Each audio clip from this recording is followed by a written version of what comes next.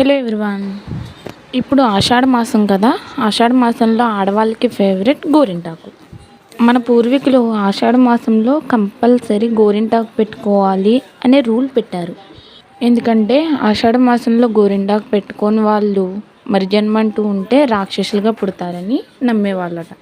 అది అప్పట్లో చిన్న సెంటిమెంట్. ఇప్పుడు ఎవరూ నమ్మట్లేదు అనుకోండి. ఈ రోజుల్లో ఏంటంటే న్యాచురల్గా పండే గోరింటాకు మన బాడీకి చిన్న సైంటిఫిక్ ఎనర్జీ ఇస్తుందని నమ్ముతున్నారు. అది ఎలా అంటే బాడీలో ఉండే హీట్ని గోరింటాకు తగ్గిస్తుందంట. ఎన్నో కెమికల్స్ వాడి పండే మెహందీ కంటే గోరింటాకు బెటరే. ఇంకొక ఇంపార్టెంట్ న్యూస్ ఏంటంటే గోరింటాకు ఎంత బాగా పండితే ఆడవాళ్ళకి అంత మంచి మొగుడు వస్తారంట. మా పిల్లలకి గోరింటాకు పెట్టాను కానీ ఎక్కడికోకు అక్కడికోకు వాటర్ ఇవ్వు అది ఇవ్వు ఇది ఇవ్వు అని చంపేస్తూనే ఉన్నారు. అవును, ఆషాఢ మాసంలో గోరింటాకుకి మీరు ఇంపార్టెన్స్ ఇస్తారా?